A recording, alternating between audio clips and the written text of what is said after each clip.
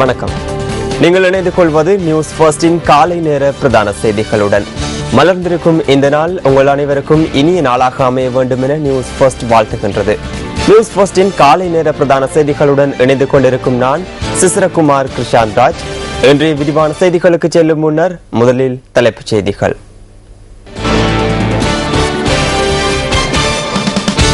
வருடத்தின் இதுவரையான காலப்பகுதியில் எலிக்காய்ச்சலினால் பீடிக்கப்பட்டு 55 பேர் உயிரிழப்பு. பொதுநலவாய அரச தலைவர்கள் மாநாட்டை முன்னிட்டு ஏற்பாடு செய்யப்பட்டுள்ள வாகன தொடரணியின் 2ஆம் நாள் பயணம் இன்று. சிரியாவில் மனிதாபிமான நிலை பாரிய அளவில் வீழ்ச்சி கண்டுள்ளதாக ஐநா நிபுணர் குழு தெரிவிப்பு.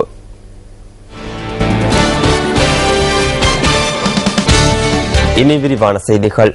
வருடத்தின் இதுவரையான காலப்பகுதியில் எலிக்காய்ச்சலினால் பீடிக்கப்பட்டு 55 பேர் உயிரிழந்துள்ளதாக சுகாதார அமைச்சு சுட்டிக்காட்டுகின்றது.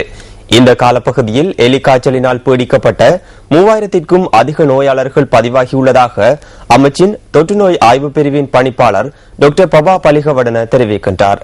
விவசாய நடவடிக்கைகளில் ஈடுபடுகின்றவர்கள் இது தொடர்பில் அதிக கவனம் செலுத்த வேண்டும் என சுகாதார அமைச்சு குறிப்பிடுகின்றது.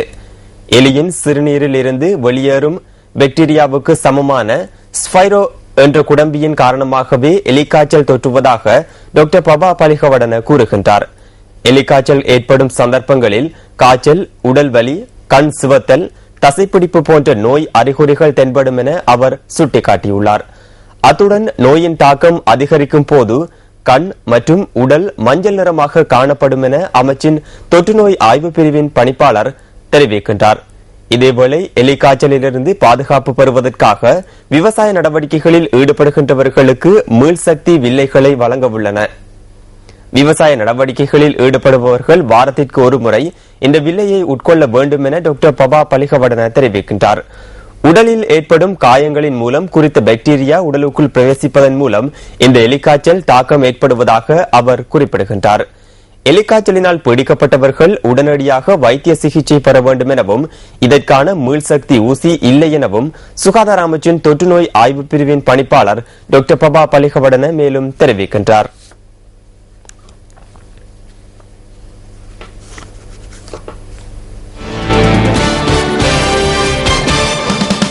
பொதுநலவாய அரச தலைவர்கள் மாநாட்டை முன்னிட்டு ஏற்பாடு செய்யப்பட்டுள்ள வாகன தொடரணி 2ஆம் நாள் பயணத்தை இன்று ஆரம்பிக்க உள்ளது. MTV, MBC ஊடக வலையமைப்பு, தேசிய இளைஞர் சேவைகள் மன்றம் மற்றும் ஊடகத்துறை அமைச்சு ஆகியன இணைந்து ஏற்பாடு செய்துள்ள இந்த வாகன தொடரணி கிளிநொச்சியிலிருந்து வவுனியா நோக்கி இன்றைய தினம் பயணிக்க உள்ளது.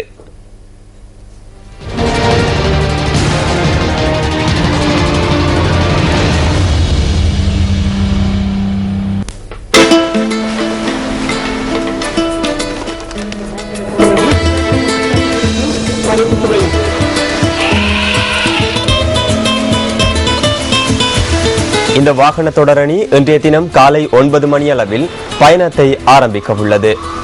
பொதுநலவாய அரச தலைவர்கள் மாநாட்டை முன்னிட்டு ஏற்பாடு செய்யப்பட்டுள்ள இந்த வாகன தொடரணி வைபவ ரீதியாக யாழ்ப்பாணத்தில் நேற்று முற்பகல் ஆரம்பித்து வைக்கப்பட்டது.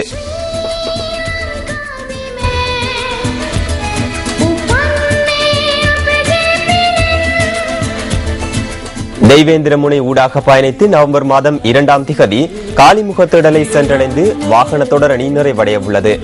பொதுநலவாய அரச தலைவர்கள் மாநாட்டில் பங்கு பெற்றும் நாடுகளின் கொடிகளுடன் ஆரம்பமான இந்த வாகன பேரணியில் 54 நகரங்களுக்குள் ஆங்கில அகர வரிசையின்படி அந்தந்த நாடுகளின் கொடிகள் ஏற்றப்படும்.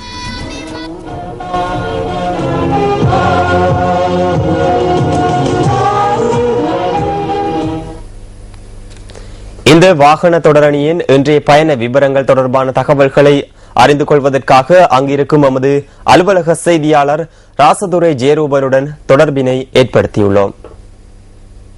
நவம்பர் மாதம் நடைபெறவுள்ள அரசு தலைவர்கள் மாநாட்டை முன்னிட்டு MTV, MBC ஊடக வலையமைப்பு, இளைஞர் சேவைகள் மன்றமும் ஊடக அமைச்சும் இணைந்து நடந்து இந்த வாகன தொடரணி நேற்று யாழ் பருத்தித்துறையில் அங்குரார்ப்பணம் செய்து வைக்கப்பட்டு அங்கிருந்து திரையப்பா விளையாட்டரங்க சென்றடைந்து அங்கிருந்து கொடியாமம் சாவகச்சேரி ஆணையரவின் ஊடாக கிளிநொச்சி நகரை வந்தடைந்தோம். இன்று கிளிநொச்சியிலிருந்து வவுனியாசு செல்வதற்கு திட்டமிட்டுள்ளோம். அந்த வகையில் மாங்குளம், புளியங்குளம், ஓமந்தை ஊடாக கிளிநொச்சி நகரை சென்றடைய உள்ளோம். ஆகவே இப்பகுதியில் உள்ள மக்கள் எங்களுடன் ஒன்றிணைந்து எங்களுக்கு உற்சாகம் அளிக்குமாறு கேட்டுக்கொள்கின்றோம். தொடர்ந்தும் 54 நாட்டு கொடிகளை தாங்கிய வண்ணம் வரும் இந்த வாகன தொடரனை பல நகரங்கள், கிராமங்களை கடந்து கிழக்கு மாகாணம், மலையகம் உட்பட தெற்பகுதியை சென்று அங்கிருந்து மாதம் 2ஆம் தேதி காலி முகத்திடலை வந்தடைய உள்ளோம். ஆகவே எமது பயணத்துடன் மக்கள் ஒன்றிணைந்து எங்களுக்கு உற்சாகம் அளிக்குமாறு கேட்டுக்கொள்கின்றோம். கிளிநொச்சி நகரிலிருந்து ராசதுரை ஜே ரூபன், நியூஸ் வர் செய்திகளுக்காக.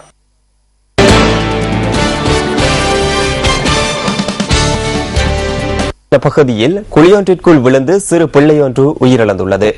இந்த பிரதேசத்தைச் சேர்ந்த 10 வயதான பிள்ளையொன்றே உயிரிழந்துள்ளதாக போலீசார் கூறினர். தனது 2 சகோதரிகளுடன் குளிப்பதற்காக நேற்று மாலை சென்றிருந்த சந்தர்ப்பத்தில் பாதுகாப்பற்ற குழிக்குள் சிறுவன் வீழ்ந்துள்ளதாக விசாரணைகளின் மூலம் தெரிய வந்துள்ளது. உயிரிழந்த பிள்ளையின் சடலம் பலாங்குடை ஆதார வைத்தியசாலையில் வைக்கப்பட்டுள்ளதுடன் மரண விசாரணை இன்று நடைபெறவுள்ளது.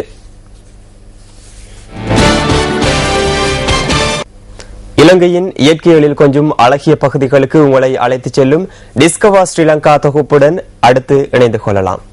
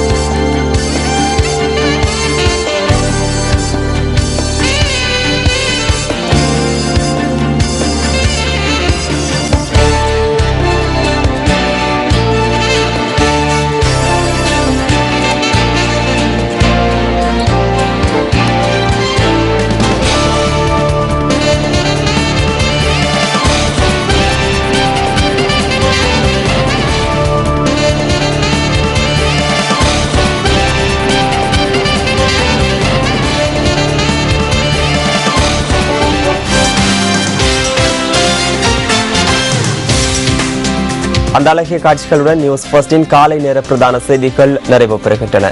நியூஸ் ஃபர்ஸ்டின் அடுத்த பிரதான செய்திகளை மதியம் 1 மணிக்கும், மணித்தியால செய்திகளை 10:25க்கும் எதிர்பாருங்கள்.